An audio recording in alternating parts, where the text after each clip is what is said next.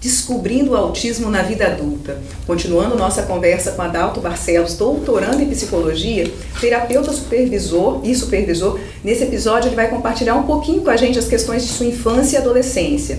Antes disso, inscreva-se no canal, compartilhe para ampliarmos essa conversa no YouTube.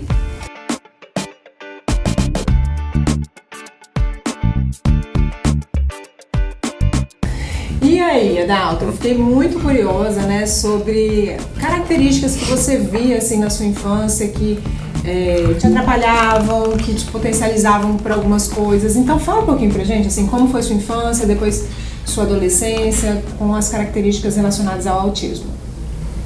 A primeira coisa que eu acho diferente é que eu não tinha muito interesse nas outras crianças, então para mim aí já era um grande sinal de alerta. Que eu via... Você olhando de hoje para trás, né? Não. Na época você já conseguia ter essa percepção de estranheza? É mesmo? Sim, eu olhava assim as crianças conversando coisas e falava, nossa, não tem. Eu não pertenço, como alguma coisa assim. Era como se eu fosse um alienígena mesmo, assim, eu nunca consegui me conectar com ninguém, então desde criança eu sabia que tinha alguma coisa diferente. Mas havia alguma cobrança, Adalto, assim, da sua família, do seu grupo, alguma coisa desse tipo? Sua família percebia alguma coisa diferente? Não, inclusive se você falar com minha mãe, ela vai falar que não, eu tinha amigos, eles dormiam na casa dos coleguinhas. Então assim, eu brincava e tal, conversava, fazia o básico assim, mas eu não tinha interesse. Nunca me conectei de verdade, então essa era a coisa que me chamava atenção e que eu sabia que tinha algo diferente. Aí eu acho que uma coisa que me deixava muito próximo era videogame. Eu sempre fui muito bom em videogame. E aí o pessoal sempre conversava de videogame, né? Coisa de menino, todo mundo gostava. E eu sempre era bom em todos, ou tipo, já zerei esse, já zerei aquele. Então isso me dava o que conversar com... Dava habilidades.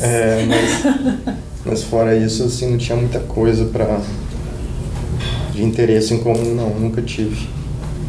E você se cobrava, assim, nesse sentido, não. Você está me dizendo um pouquinho da sua dificuldade de formar vínculo, é isso? Né? Porque você falava sobre assuntos, mas isso não passava muito do videogame. E você se via como diferente, mas você via como necessário aquela vinculação? Então você olhava para as pessoas e falava, nossa, eles se vinculam e eu não me vinculo, coisas desse tipo? Só isso, mas eu não me cobrava, não. Mas ficava, cada vez que eu fui crescendo, foi ficando mais nítido, né? Pois é, mas aí a gente está falando, né, Bia, de motivação social, né? Você, quando criança, demonstrava uma baixa motivação social. E a gente percebe, geralmente, nas crianças, você pode ter uma baixa motivação e aquilo vai sendo requerido, você vai tendo um aumento de motivação por necessidade mesmo, né? Social, por necessidade por conta da idade, adolescência, neurônio espelho, e aí você precisa muito dessa questão da motivação, de ter motivação para estar com pessoas mesmo nicho ali de idade, seja de interesses, compartilhando prazeres, enfim. E isso você percebe que foi linear, sempre baixa motivação, e isso é algo que te acompanha até hoje, ou hoje você consegue ter um padrão diferente em termos de motivação social? Eu acho que foi não linear, só que decaindo, né? Em vez de aumentar a motivação, só decaiu ao longo dos anos. Não sei se decaiu ou se você percebe, porque na adolescência as pessoas ficam mais conectadas, né? No sentido de que vai aumentando a complexidade dessa conexão, provavelmente. Então, talvez você achou que você tinha menos habilidade por conta disso, não? Porque quando a gente é pequeno, esses vínculos se dão de uma forma muito mais, como você falou, né? Por um tema que todo mundo gosta, essas coisas assim. Na adolescência, a complexidade requer mais. Você é meu amigo por outras questões, né? Não só porque a gente gosta dos mesmos assuntos. Então, talvez aí você se vê como alguém que tem menos habilidade, não sei. Não, acho que não é nem questão de habilidade, acho que é questão da motivação mesmo. Motivação, tá.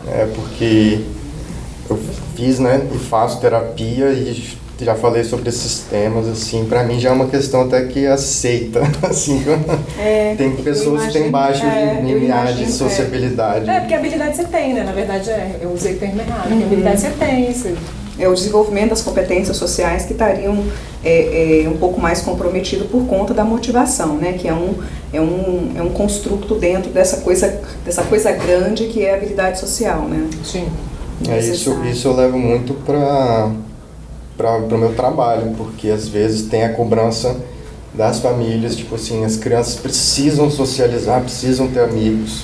Eu falo, pô, mas se a criança realmente tem uma baixa motivação, talvez ela precise um pouco de menos. Não precisa de cobrar tanto da criança, do adolescente, né, do jovem adulto, igual tem uma cobrança muito grande. E eu não me encaixo nessa cobrança e eu não me cobro. Então, às vezes eu acho que tem pessoas assim também.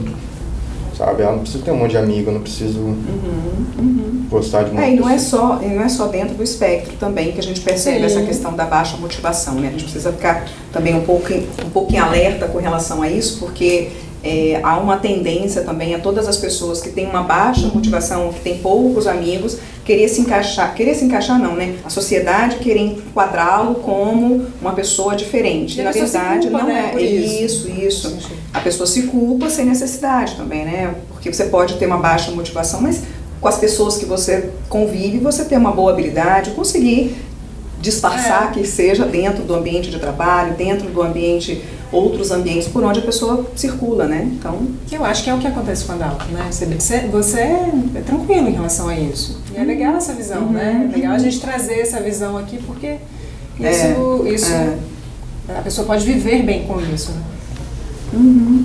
Tá, e aí da infância, vamos lá, vamos tentar voltar um pouco mais, porque a gente viu essa questão de ser mais, vamos dizer, isolado, mais na sua, e aí provavelmente era o mais tímido ou não, você fala de um diagnóstico de transtorno de déficit de atenção e hiperatividade com 18 anos, então a gente sabe também que é um transtorno de neurodesenvolvimento, possivelmente lá atrás você também já tinha características ali de agitação, cinesia, comportamento agitado, agressivo, como que era assim?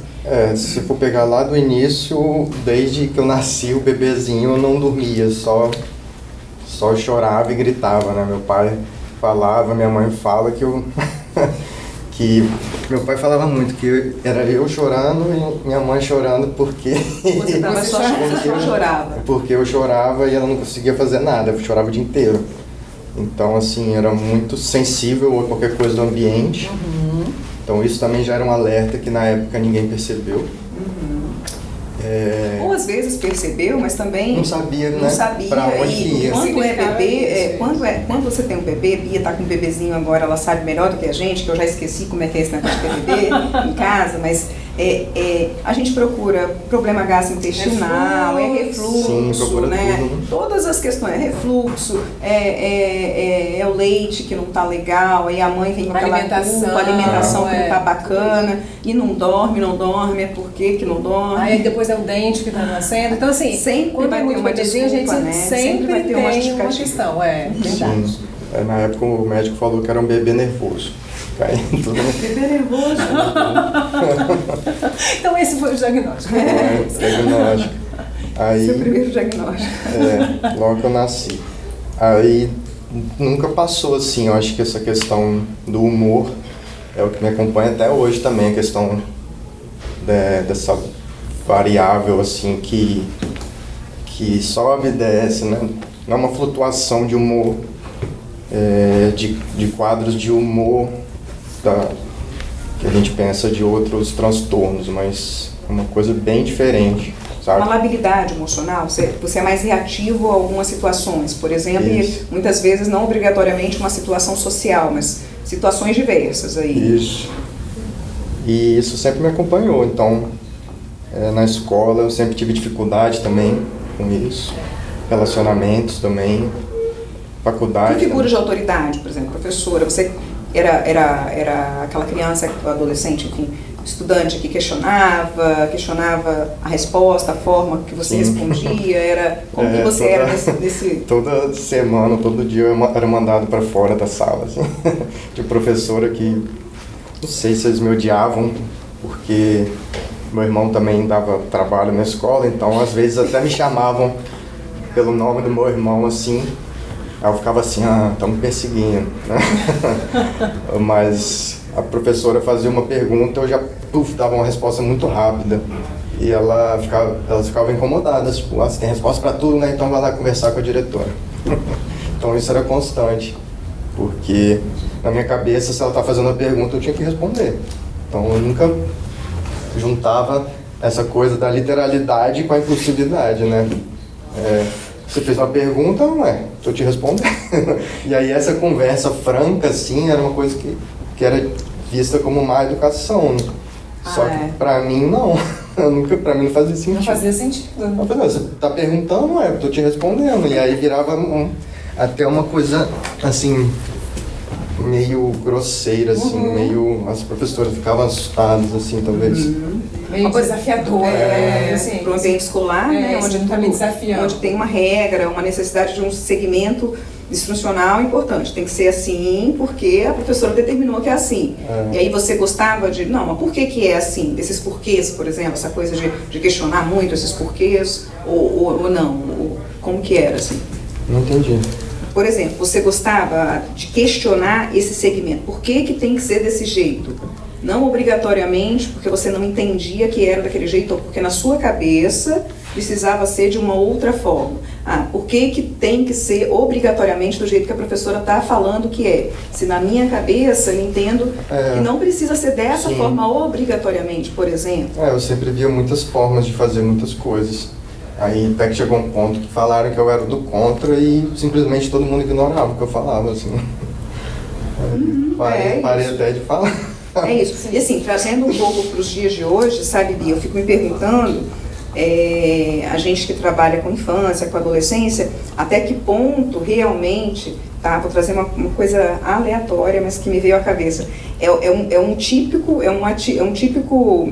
caso de TDAH mais TOD na infância, por exemplo, né?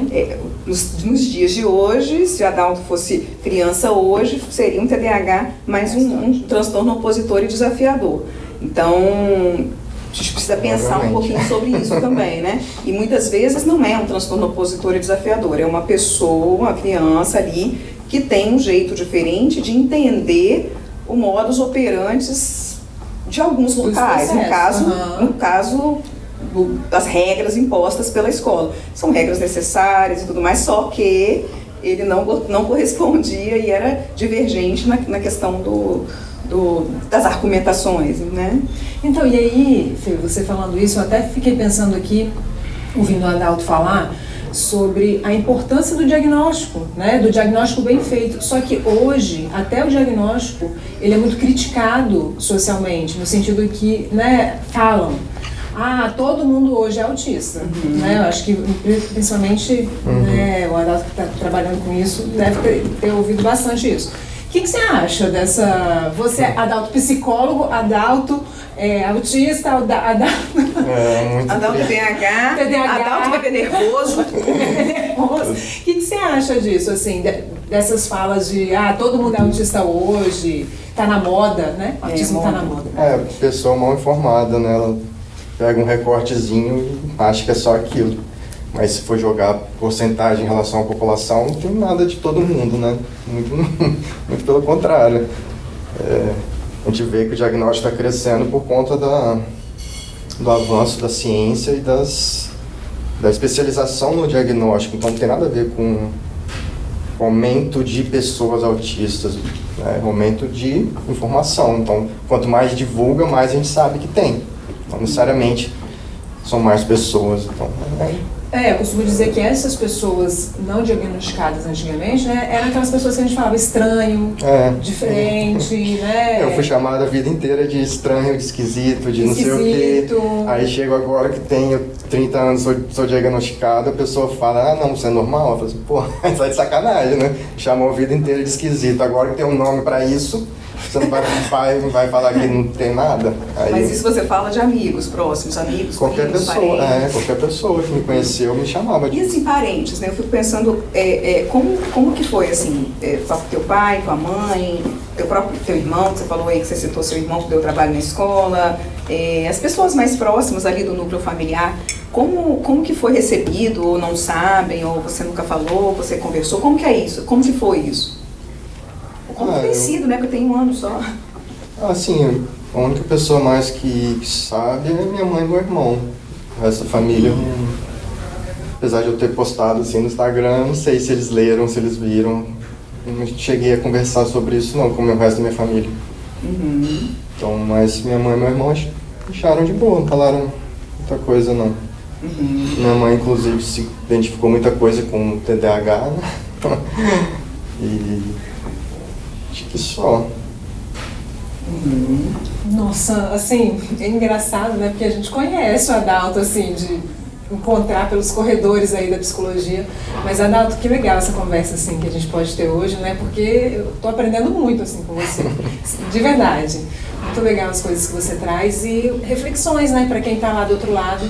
Talvez esteja passando por isso também. E pode olhar um pouquinho para tua vida e para tua história e falar, poxa, deixa eu ir atrás de algo que é importante. E aí você falou alguma coisa sobre a busca por diagnóstico, né? Como que foi a tua busca? Você buscou através, aí quando você busca novamente, você busca por uma avaliação neuropsicológica. Isso. E aí como é que foi isso, assim? Porque a gente tem ferramentas mais interessantes, né, para essa questão da acurácia aí no diagnóstico, né? Porque assim, um autismo, né, vamos colocar assim, um autismo não diagnosticado e não tratado por tantos anos, ele deixa muitas sequelas, né, junto com o TDAH também. Então, vamos dizer que dos 12 anos aos 29 eu tive muitas questões com depressão e ansiedade. E isso chegou num limite tão extremo que eu falei, eu vou buscar ajuda ou eu paro por aqui mesmo. E aí, que, como eu falei, agora eu tenho um recurso, né, depois de ter trabalhado alguns anos, e eu falei assim, é a última tentativa mesmo de tentar me sentir bem mesmo. E aí eu comecei a fazer terapia, eu fui no psiquiatra e entrei na avaliação neuropsicológica que logo pouco depois deu o diagnóstico e começou a fazer muito sentido muita coisa. E aí comecei a alinhar mais os planos, né, terapêuticos. Eu acho que essas três coisas ao mesmo tempo que são essenciais. E aí quando você fala de um autismo não tratado, na verdade você está falando sem as intervenções necessárias, né? Porque é um tratamento específico ali para o autismo, em termos medicamentosos mesmo, a gente não tem, não existe. Né? Mas para sintomas nucleares, infelizmente, a gente não tem. Aí você fala muito dessa busca por conta da depressão, da ansiedade, que é o que leva as pessoas adultas, a maioria das vezes, a procurar os atendimentos, né? Que seria o que a gente chama aí de comorbidade, situações que caminham junto ali, né? Exato. E eu vejo, Fê, que o autismo não tratado, ele é muito confundido com transtorno de personalidade, né? Algumas pessoas chegam na clínica muito a partir desse viés também, até... Aí o transtorno de personalidade, né, a gente também tem uma dificuldade muito grande, por exemplo, de fazer a distinção entre um transtorno de personalidade e TEA, e muitas vezes eu tenho a impressão de que muitos profissionais, justamente por conta dessa hiperespecialização, essa hipervisão sobre o autismo, está caminhando para quase a extinção de um transtorno de personalidade também, né? Então, tem as duas coisas. A gente está tendo um diagnóstico aumentado por um aumento de critérios, mais facilidade com relação ao diagnóstico de TEA, mas, ao mesmo tempo, a gente está se esquecendo que existem os transtornos de personalidade, sabe? Então, muitas vezes a gente precisa também parar um pouquinho e lembrar que existem os transtornos de personalidade, né, que a gente ali na psiquiatria sempre chamou de as pessoas transtornos de personalidade esquizotípico, né, que são os que têm um comportamento um pouco mais exótico, uma coisa mais exuberante em termos ali de características mesmo, né? Mas aí não vai ter várias outras características que não tem no autismo. Mas quando chega num psiquiatra, num neurologista que está muito vinculado, que está pensando muito só em autismo, essa esquisitice vai passar para TEA. E, na verdade, a evolução, a história, a anamnese vai fazer muito mais sentido para um transtorno de personalidade mesmo, sabe? Então a gente, essa reflexão fazer um é diagnóstico diferencial, né? A importância do diagnóstico diferencial também é algo que a gente vem percebendo como necessário, né? Perfeito. Bom, eu adorei. Vocês gostaram? Vocês gostaram aí? Então vamos para o próximo capítulo, certo? Vamos lá.